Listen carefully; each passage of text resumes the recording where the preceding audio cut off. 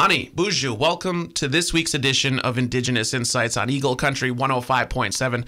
I'm your host, Mitch, and boy, do I have a great show planned out for you today. We have a full studio, lots to talk about, and I have a co-host today, a couple co-hosts. A member of the Keweenaw Bay Indian community recently featured in the GLIFWC Ogichida series, a documentary called Gathering the Pieces. Our co-host today is Mr. Jerry Jondreau. Welcome back to the show, Jerry. Bonjour, Miigwech. So the last time we had you on the show, we were out in the sugar bush, I think, a couple of years ago. Oh, yeah. What you been up to since then? Still sugaring. Still sugaring. How'd it go this season? Not very good. Not very good, I heard. Yeah, it was too cold. Yeah, it warmed up in February, and then everything dropped, and it was too cold for that sap to run. So did you end up getting anything? Yeah, we got less than half than what we typically get in a year, so it was a rough year. Rough year. Still got some time in the woods, though, right? Oh, yeah. You have a lot of guests here in the studio. Why don't you go ahead and introduce your guests? You got some in the hallway here and here in the studio. We're going to talk to everybody today, but why don't you go ahead and introduce who you've got with us? Cool. Well, I'll just let Zigwanakwe introduce herself. She's my partner, and go ahead. Well, there you go. Bonjour, Gina.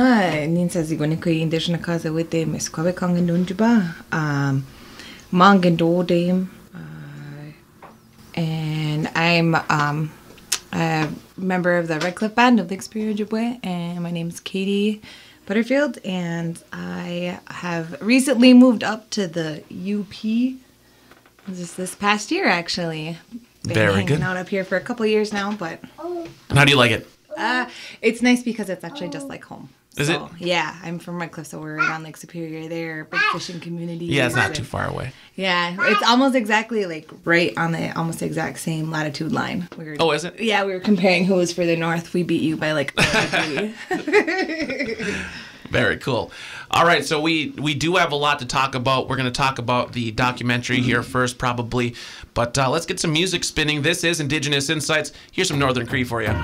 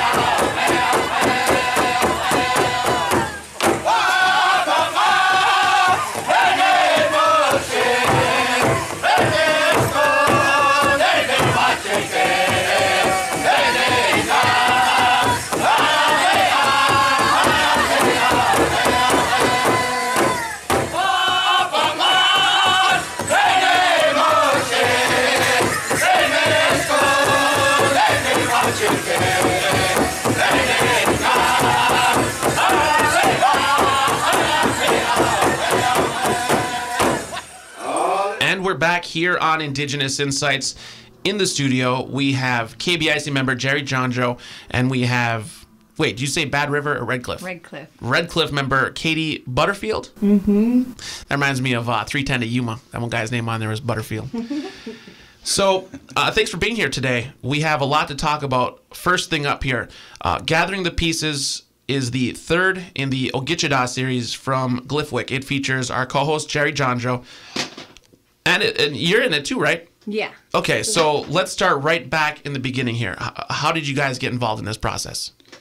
I received just kind of a random email from Finn Ryan, who's the producer of the Ogichida Storytellers series, asking me about the Jondreau case and asking if they would be able to come up and spend some time with us and follow us around and see what we're doing and produce another short video.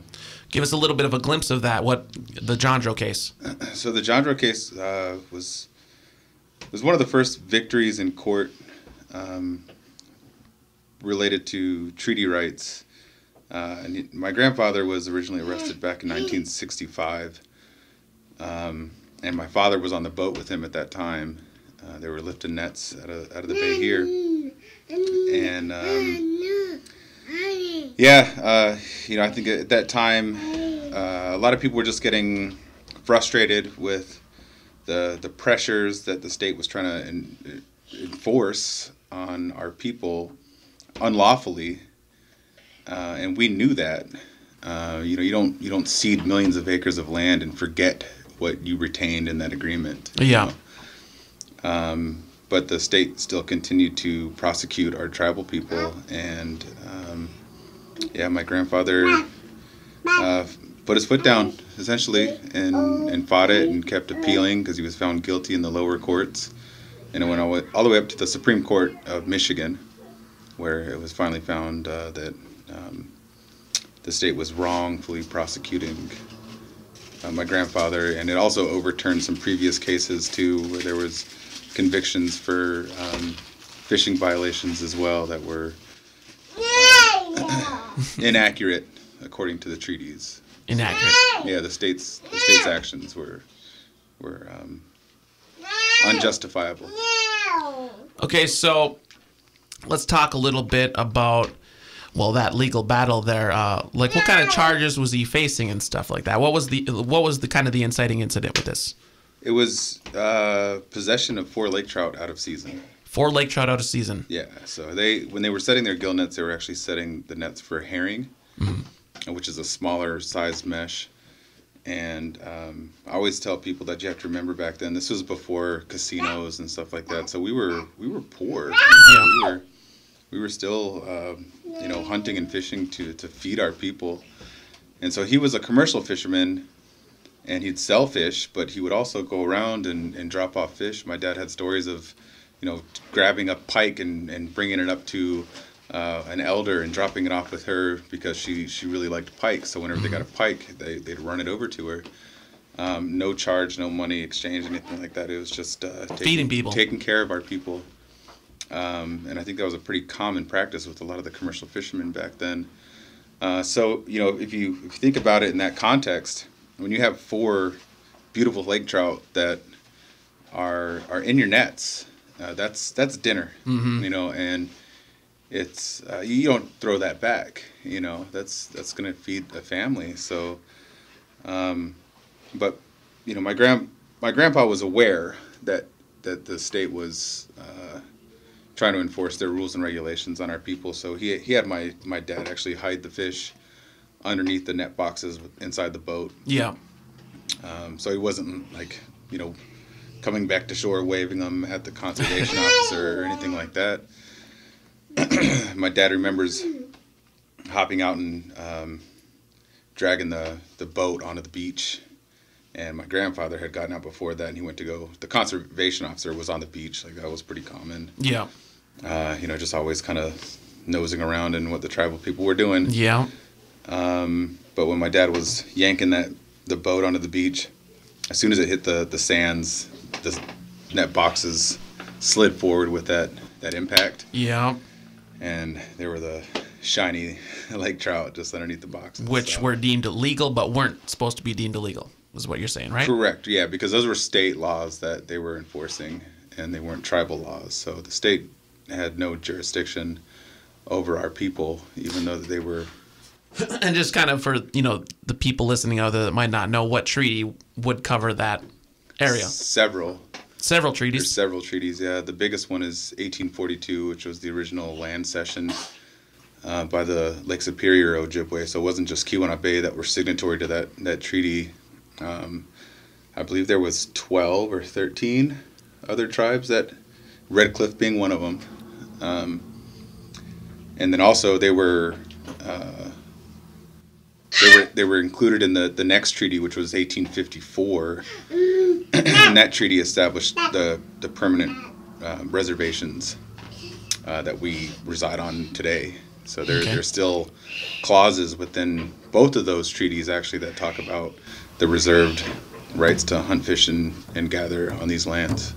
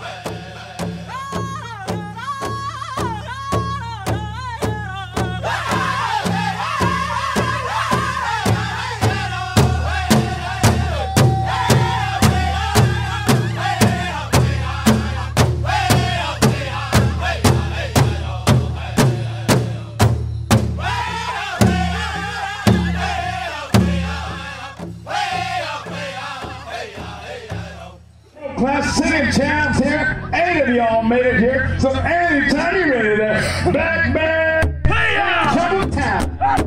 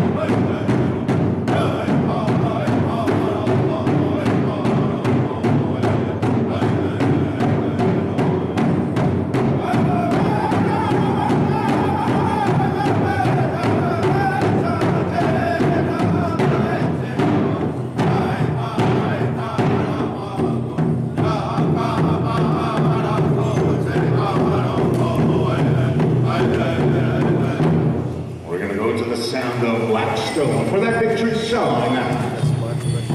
Sing 'em home, a victory song.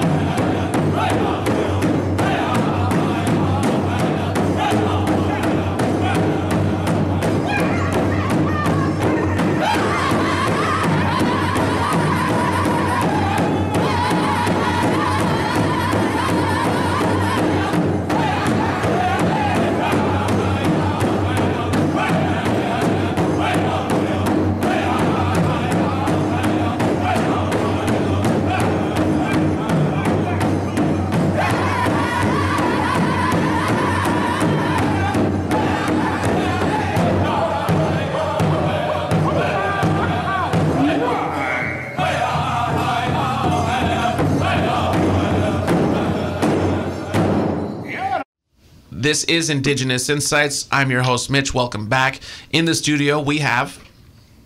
Gitigabaju and Miigwech. There you go. We got all kinds of co-hosts and guests in the studio here today. We're talking with Jerry Jondreau and Katie Butterfield about the documentary Gathering the Pieces, which is from the GLIFWC series. And we talked a little bit about the purpose of it, and now we kind of want to talk about the actual physical process. These guys came and just followed you around, you said.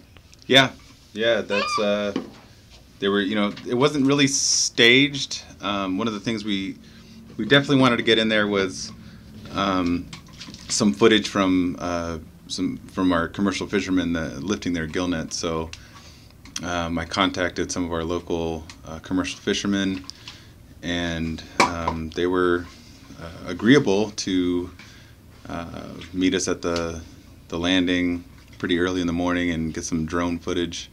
Drone footage? Yeah, out there in the middle of the lake. So, and outside of that, we just did what we normally do. We spend a lot of time out in the woods, gathering, all sorts of plants and different foods. So we love fishing. I don't do commercial fishing myself, but we do a lot of river fishing. Yeah. Well, when did they come into your life, I guess you could say? What time of year was this? It was June, I believe. Mm-hmm. End of June, last week of June last year. Okay. Mm-hmm. So you guys went fishing and just kind of took them around? Yeah, went fishing, and one of the things that we like to do is catch brookie and actually cook them out there on the river. And so they just followed us, and that's what we did. What about your voiceover for the video? Because you have a voiceover on there. Did they take you into the studio, or is that just lifted from the footage? No, that was actually at my brother-in-law's house, Ryan Burns. He's up here just by himself right now at the moment, and he had a really quiet house, and that's what the producer was looking for, was someplace that was really quiet. And we've just got too many things going on at our house, and sometimes there can be too much background noise, when you're outside and stuff like that. So yeah, he just interviewed me at my brother-in-law's house for about 2.5 hours. 2.5 hour interview. Yeah. So you said it was 3 days they followed you around, 2.5 hour interview, and then that was boiled down to that 6-minute documentary. Yeah, it must have been a ton of editing.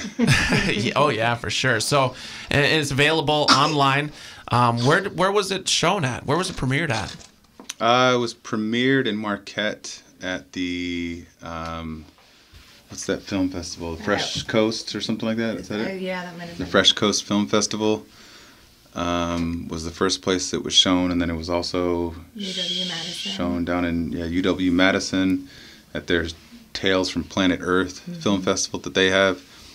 And then it was the 41 North Film Festival up at Michigan Tech. And then out in Minnesota somewhere too.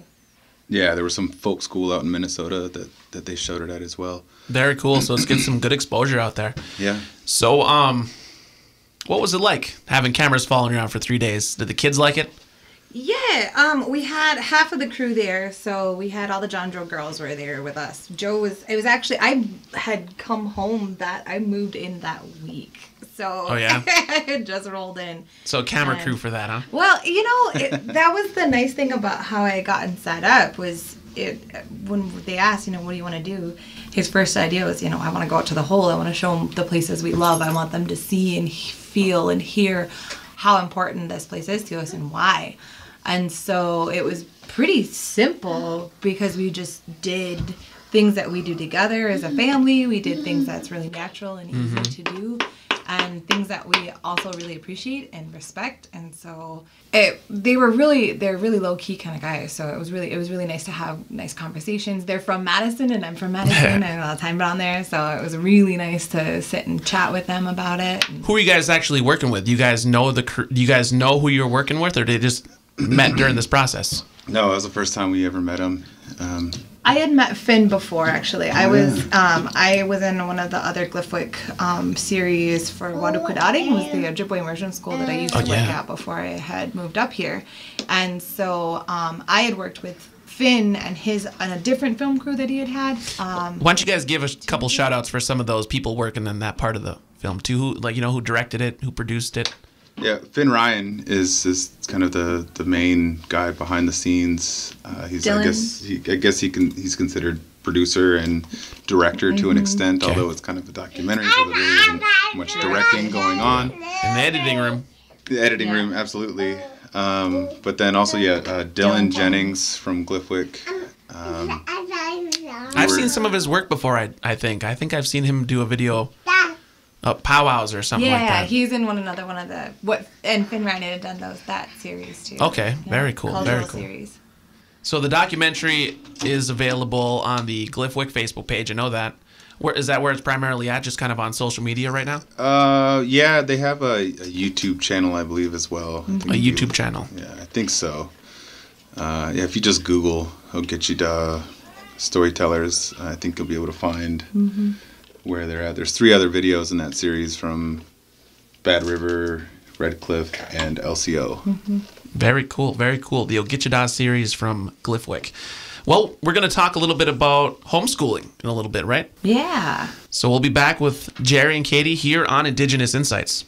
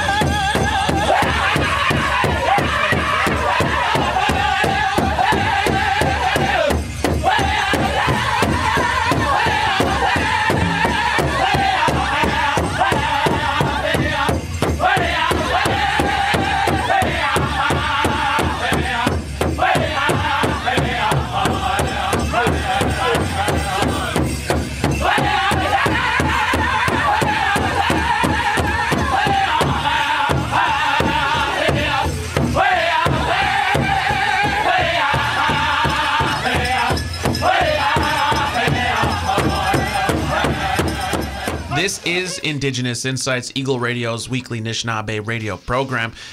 We're in the studio with Jerry and Katie, and I do believe we have the biggest crew in the studio that we've ever fit in here. I'm going to let you guys introduce your little clan here. Go ahead, start. I don't know. You guys can attack from any angle. Hello, my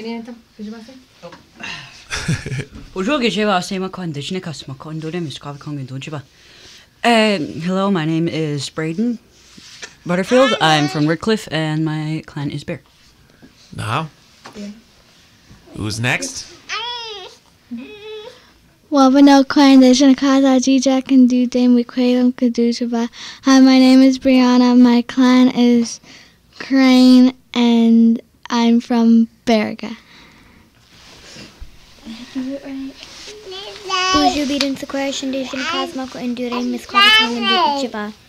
Hi, my name is Layla Butterfield.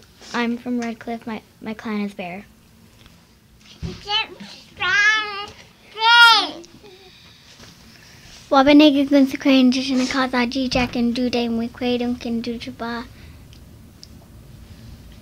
Hi, my name is Charlotte, and my clan is Ajijak Crane, and I live in Baraga.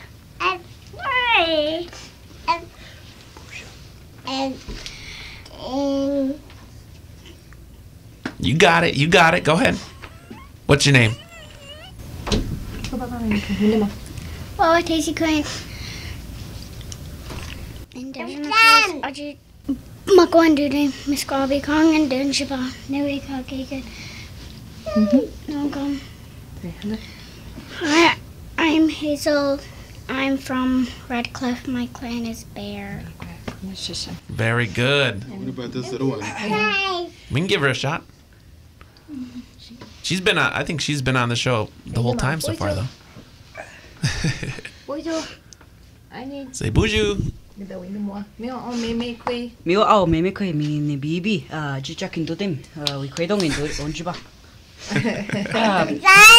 There That it is little baby Joe. Oh, She's Crane Clan, and she's from here. very good, very good. So you guys are telling me about it. You guys homeschool, and well, that's how many? 1, 2, 3, 4, 5, 6. You guys homeschool 6 kids. 7, actually. 7 kids. Yeah. So I want to talk about this. Me and my girlfriend are expecting our 4th. We have 3. Woo. They're all in public school, but I want to know about that. What's that like? Right at the beginning, how do you even get a kid out of the system into homeschooling? Just stop sending them, man. You just stop sending them? You can do that? No. It depends on the process. So we actually decided to start going through a program we go through Lansdowne here. It's called the Discovery Center. Okay. And so we're able to sign up for other extracurriculars and get the kids into all kinds of different programs.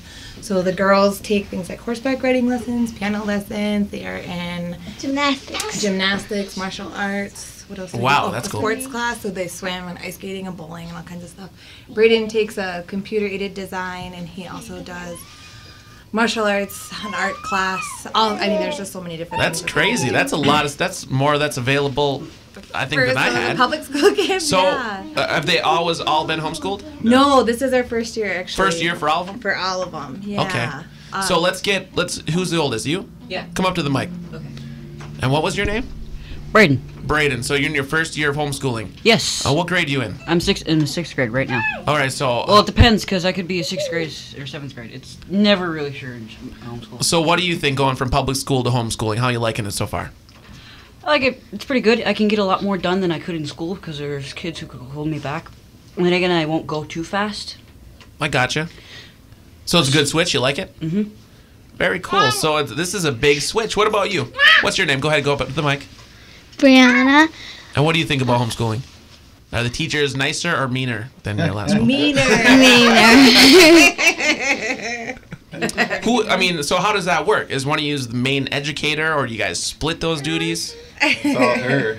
So I was a licensed educator in Wisconsin, and Okay. I was working in the Ojibwe immersion school before I moved up here to Michigan. And so we were just really fortunate to be afforded the opportunity to be able to keep the kids at home. And because I have a lot of the background and I have a lot of the development. Yeah. It just made sense for me to kind of stay home and keep them home and keep working with them.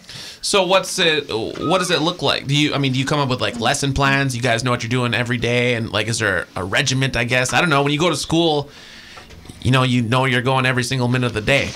How do you guys kind of handle your guys' days? Go ahead. And subjects or anything, I guess. I mean, okay. there's so much to learn about this. How we start our day off is with calendar and saying a prayer. And so it's a routine. You guys have a routine. You wake up and start every day the same day? Yeah. Okay. And then what do you do after that? You get breakfast at school? Yeah, we do breakfast and then we get started with gardening or cleaning up garbage outside. Good. And schoolwork. So it's incorporating just like kind of real world skills with the educate. It's just kind of ideal what all kids should be getting, right? We're there's another thing that we try to incorporate too, and Katie's really good at doing that, is getting the kids involved in cultural activities, when those things are going on, which I think is really nice about homeschooling, because we get that flexibility. When the trees are running for sap, when the sap is running, that's when the focus goes to sugaring. Yeah. And I had mentioned this just to you personally, Mitch, but like last year when there was a ceremony out on the Apostle Islands, we were able to kind of drop everything that we were doing and take the entire family out there and participate in this pipe ceremony and this ceremony of bringing fire back to one of those islands, to Stockton Island. And I don't think that's an opportunity that your average school kid gets to experience. The homeschool, it gives you the freedom to be able to pick up and go and do that, and then also it becomes part of the curriculum. That's a field trip. Yeah. So what did you guys think about that trip then? The Stockton Island trip? Brianna? Is it Brianna or Brianna? Brianna? She can say whatever she wants. So what did you think about that trip? Field trip review for the homeschooling program. What did you think about that trip? That's a big deal for you guys to be out there for that. Yeah. That's a big deal. It was a long trip, and What did you think of the boat? it was big. Does it seem like something that other kids your age would be doing in school?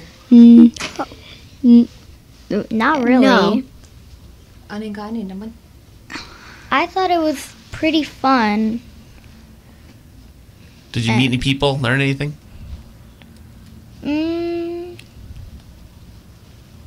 No, not really. It was a memorable experience, the memories there. So what other kind of cultural things do you guys work in? Language, obviously, you're throwing language around here. We also got gifts from the island, dishes. Souvenirs to keep, to remember that? We had some dish bags. And then we got gifts that they gifted us, because I think we were the only family from Keweenaw Bay that was there. So they gifted us with some things that they asked us to bring back to the community. Oh, really? And so I brought the kids over to the elders or the senior citizens, and during one of their lunches, and just explained to them what we did out there, why we did it, and then we gifted all that stuff to them. Oh, really? And how did they take that? Was there an impact there? Yeah, I think they really liked it. Like, we had some bear grease, and one of the ladies there was like, "Oh, I've heard about this, but I've never actually had any." And so she was really, really excited to have that, and blankets, and some other things. Yeah. So.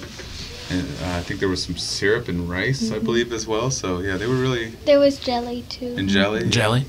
One of the important things that, you hear say, "Oh, no, we didn't really learn that much." But that's the thing about it. That's what's really important about it is, so what you wouldn't know, just seeing it from the outside, is that these kids were spending time with tribal, chairs and representatives from the, big, important people from kind of all over Indian country. There are representatives from many, many different communities.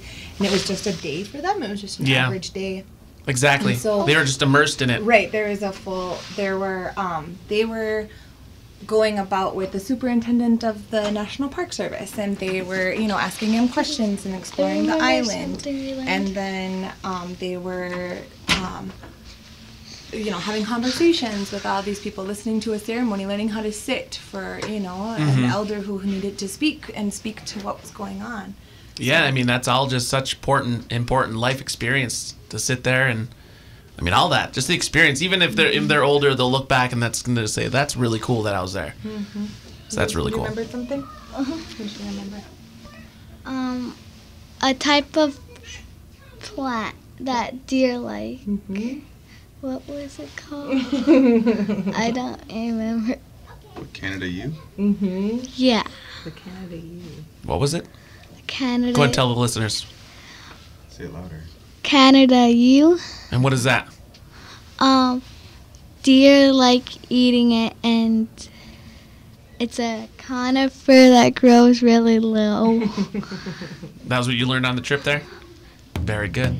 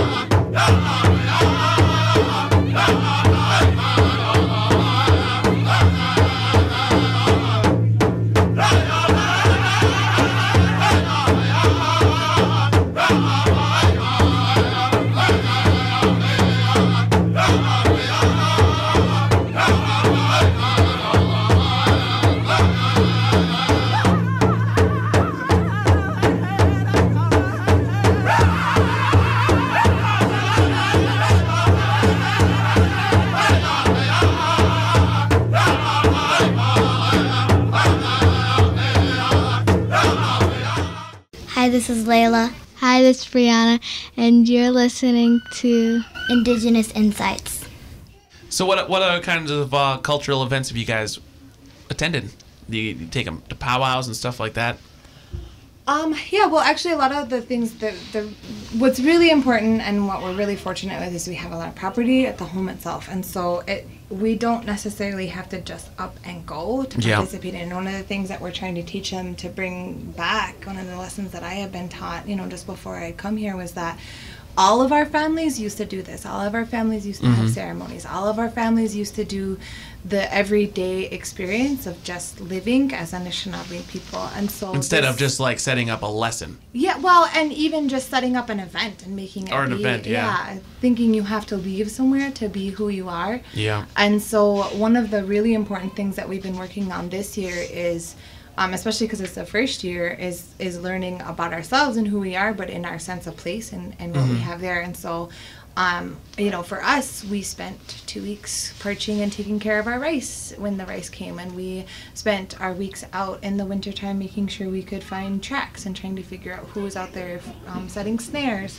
That's so cool. Learn how to snowshoe, and we're their daily prayers, their ceremonial prayers, as they offer their tobacco every morning. And they talk about that. Introductions they all did. They do that every single morning. And you can see it's ingrained, because as soon as I said, well, what do you start the day off with? I mean, their hands shot up right away. I mean, that's really, really cool. Yeah. So when it comes to, like, I don't know, because I'm always worried about paperwork and the specifics and stuff. Do you have to, keep track of stuff? Do you have to get them a diploma eventually? Well, and it depends on where you are and how I suppose different state laws. Yeah, so there's required time within. State of Michigan has some pretty actually very helpful homeschooling laws in place, and it's a pretty simple read. You just Google homeschool laws in Michigan, and it'll tell you you make sure you have to have a certain number of hours that you're taking instructional time, but you can also as long as you're talking about what you need within those instructional hours, that time is flexible. And so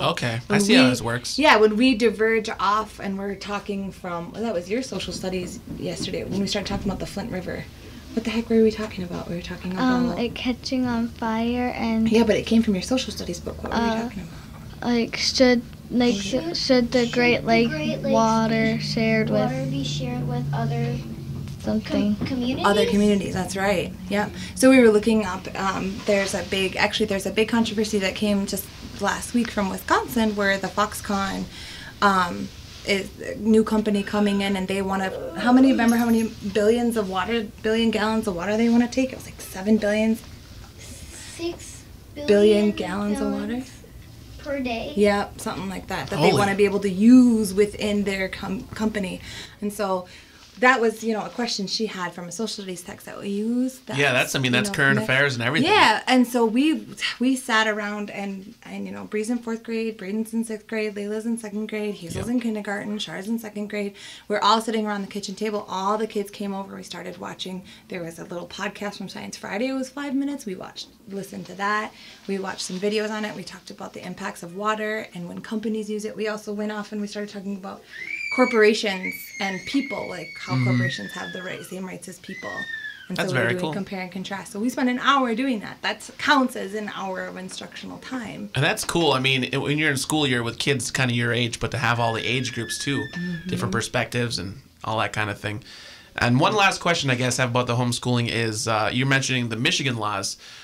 What happens when you come on a reservation? Is there anything different there? Not yet. Not yet. But so we have the freedom to put that in there if we wanted to, right? As a sovereign nation, you're damn right. That's right. I got on a topic for you, huh? Yeah. So what would you like to see? Would you like to see our tribe put something in there where? I think it's important because I think our education systems, just the public education systems, don't do justice in covering our culture, our history, our stories, who we are as a people, and I think it's our responsibility, our people, in Keweenaw Bay or whatever community that you're from, that our kids know who they are, where they come from, the value system that's important to us.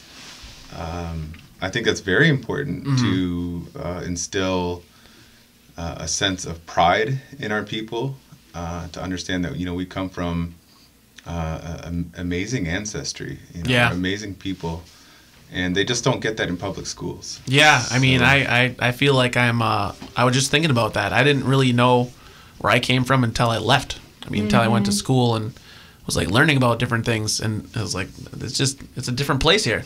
Yeah. One of the big things too that people forget is that all that history is definitely, it's immensely important. But I mean, for example, just using an example from the stuff that we talked about yesterday with the water. So the values of water are so important for our people. And that question comes from just a standard state question that would be asked in any other school. And how many of our kids would be able to express even just the idea of water being important? So our kids, we do a water ceremony, and some of our kids' names have to do with the water, and so they can understand it on these different levels. That's true. And incorporate that for themselves. That's true. So it's not even just about where you came from, but who you are today. And that's the part that we don't even have the opportunity to know that ourselves. All that stuff was taken for so long that having and retaining and regaining that sense of self, for these guys, it's just second nature. It's just what they do. It's, I have this thought, I have this idea. How do we talk about that together? And that's like the biggest thing. I mean, that's exactly what they didn't want to happen back in the day. I mean, that's designed. It's like you're fighting back. I mean, that's really, really cool. Mm-hmm. So I guess this is just for the listeners out there, for anybody who might have their curiosity or interest piqued by that, where could they look into for more information? You say you could just Google Michigan laws. We live in Lawrence, and you just come on over and let's hang out. There you go. Dynamite Hill, stop by anytime. We invite all kinds of folks over. The kids are here. We have the KBIC College over there. We have folks, if you want to come by and just see and visit and spend time and learn for yourself about things, definitely. You Google Michigan state laws, Michigan Department of Instruction, and you can look up all the state requirements for what you have to do, and it's bare bones minimum of kind of what is required. Yeah, and then from what you guys are saying, you guys put in a bunch of your own stuff in there and kind of work from that model. Yeah, it's important that they actively participate in our culture, not just hear about it or read about it. So we make that a priority when it's time for ricing. That's what we do. I took her son Braden out to Minnesota, and we riced hard, and he's never riced that hard before. He did that a little bit while he was at the Waduka Dotting School, but we were able to take the entire weekend and just give her. Yeah. And then the whole process afterwards too, and realizing, even in the school structures that we had, I was such a blessing to be from the program that I was from, the training that I had gotten to understand that sense of place and teaching from that sense of place. I could never, ever repay them for the amount of, understanding that brought me, but it also triggered to me that we're still so confined in that time period of 8 to 3, and we have to have breakfast and we got to be here for this and scheduled for that, and teaching them the cycles and the rhythms of real time and how time actually passes. For him to have riced for a full weekend doing hard men's work that he's never had the chance to do before, and then come home, and Jerry had to go to work and be a subject to that time, but Braden was our man, like he was our meat at home, so he had to do a lot of our men work there, so we had to work like that for another couple weeks. And that's cool. Almost 2.5 weeks worth of just really hard work for him and the girls and everybody, understanding the entirety of a process, how long it really goes, and it's your every waking moment, and it's right outside your back door. Get your socks on, go. I mean, that's so cool that it just covers so many different areas of a kid when they're growing up. I mean, that's really cool. Yeah, one last point there too is that just yesterday over dinner, I found an article on the Debajamoan Facebook site, and it was a recount of a lady from Mille Lacs, and she was just telling a story about what life was like, for a year, in her existence, and she's talking about sugaring, she's talking about ricing, she's talking about the garden, and she's talking about all these things and how it was hard work, but that's what they did. And it was really cool for the kids, for me to read that and just know that our kids are doing something very similar, not exactly the same, you know what I mean, but for them to hear somebody else from 100 years ago talking about doing the exact same things that they're doing today was pretty cool. Just feel like you're on the right track. Yeah, my spaghetti got cold while I was reading it. It was worth it. Just got into it, little drool and everything like that. All right, so we're going to take a little break here on Indigenous Insights. We have Jerry and Katie and the crew here in the studio. We'll be back. I think you're ready. High noon, song number 2. Here we go.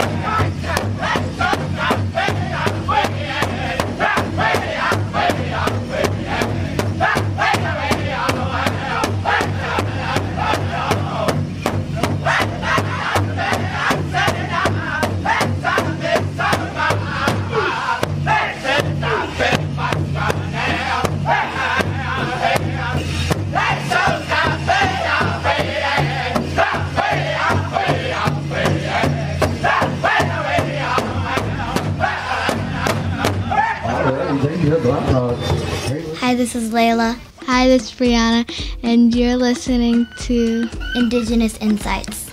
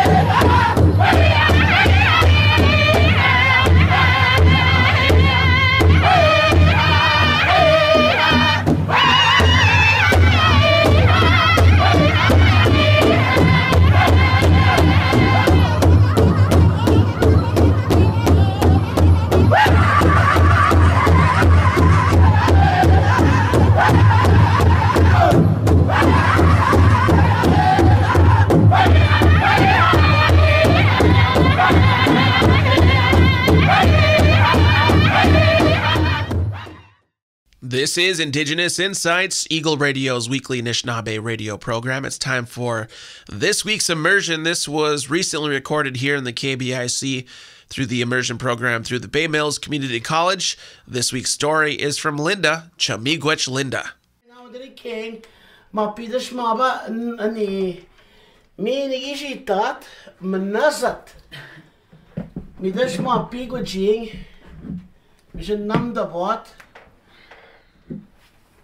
Mishomes, Maba, Nando Shane, Macons, Midas Naganan,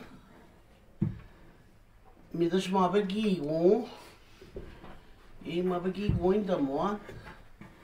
She wise not, I'm the Pusgi. Midas one day, I want some cookies. This was it cookies this?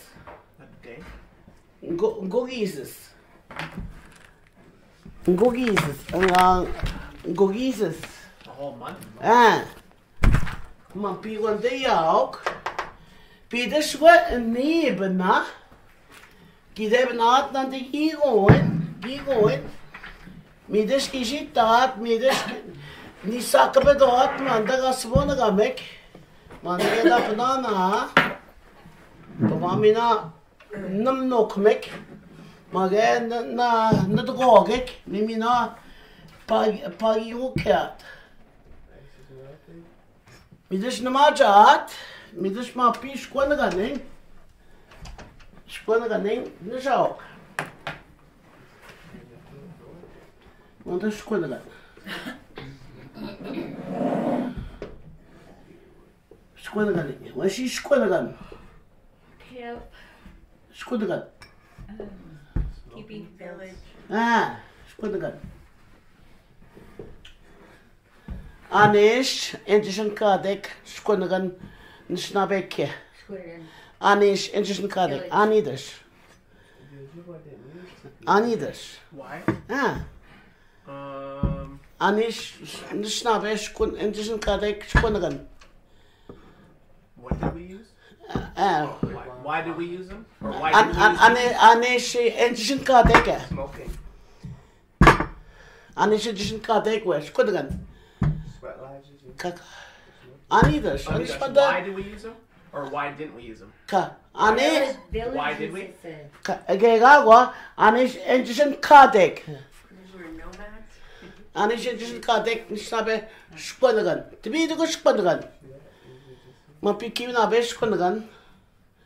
Canada Skwannagan. Anish, Anidas. Why? Skwannagan. When is she Nishnabe Skwannagan? Miigwech? Get out, kick it. Like villages all over? Anidas, Indigenous Kadek, Anidas. Reservations? The questions. Anidas. Anish, Indigenous Kadek, Skwannagan. Why do they use houses like that?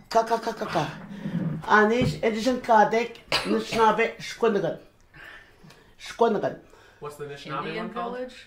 Anidas. Indigenous Kadek. Anidas. Help us. All your relatives. Ka. Why? Something About the Anishinaabe houses. Anidas ani. Just tell us. Ka. Anidas. Bring it in Ka. No, nothing like that. Anidas, Indigenous Kadek, Nishnabe Skwannagan. Mapish Skwannagan. Here's houses. Mana Kinabe. Mapige Miigwech Oh, why Kwan. do they live where do they set up where they set up? Why did they set up where they set up? Why do they live where they live? Kiagwa. Nakate. Anidas, Indigenous Kadek. Anidas, Indigenous Kadek. You're asking what something's called? Anidas. Why is it called? Ah. Oh, why is Kiona Bay called Kiona Bay? Ani Skwannagan. Kinuko Skwannagan.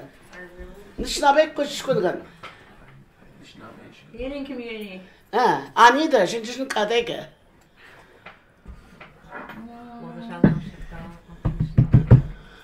KBIC Nishnabe. Indian community? What's it called?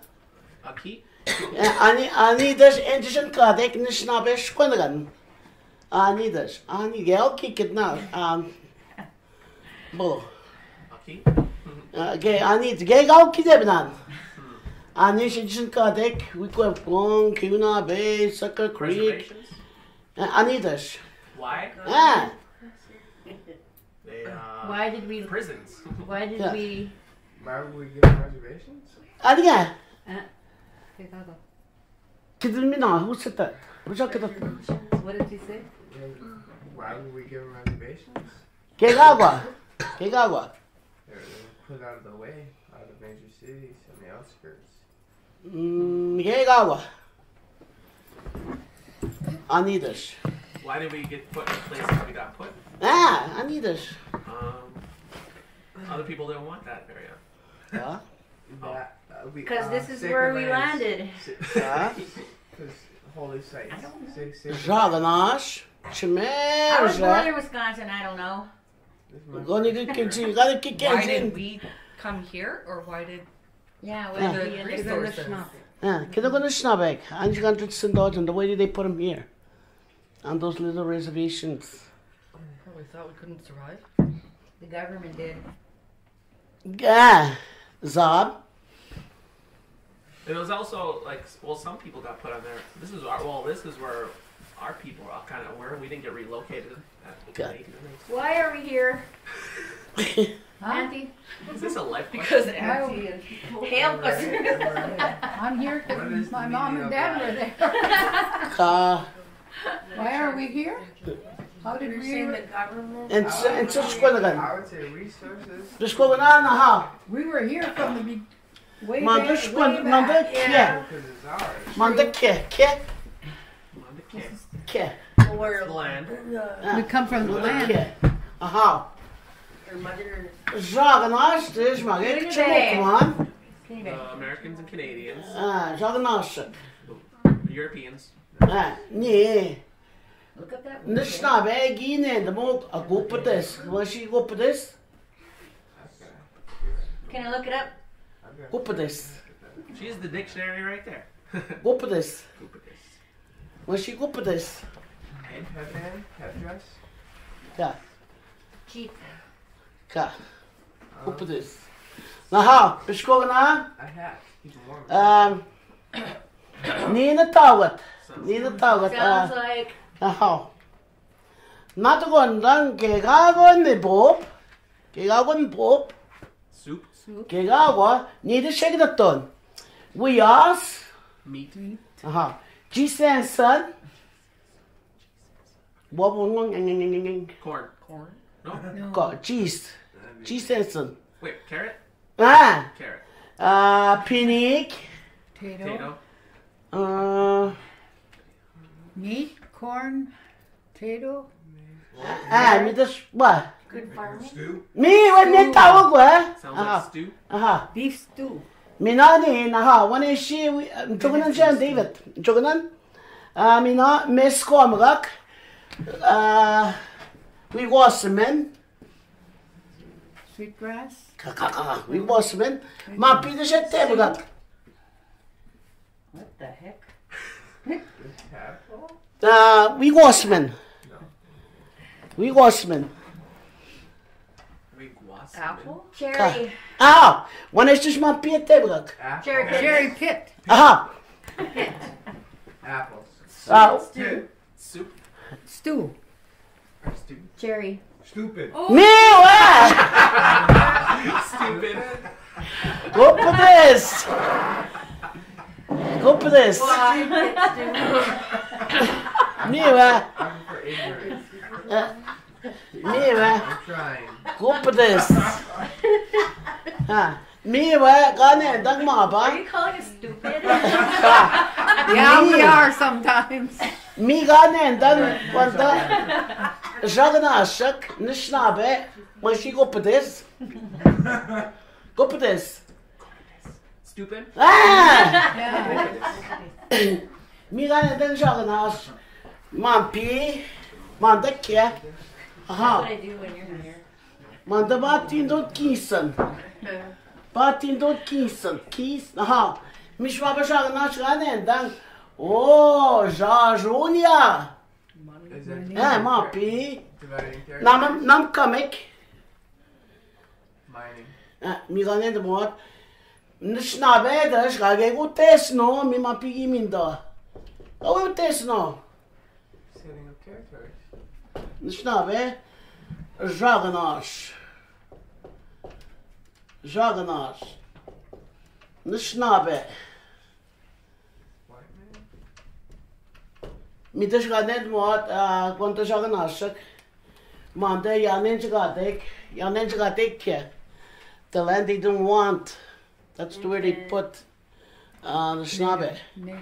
And they thought there was nothing there. Yeah. Midasha ni Beautiful area. Gupa de segin and dam dashna mabana jagnash gupa de snabe ginen. Ba madesh gip kama Are all.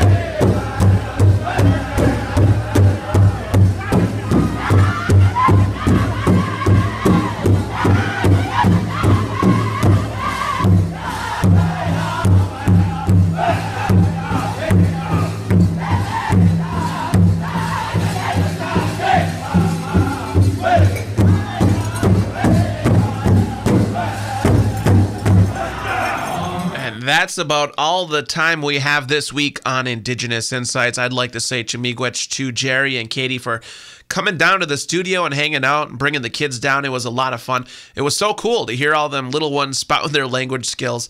Once again, check out the Ogichida series through GLIFWC. Jerry and Katie are featured in the third in the series called Gathering the Pieces.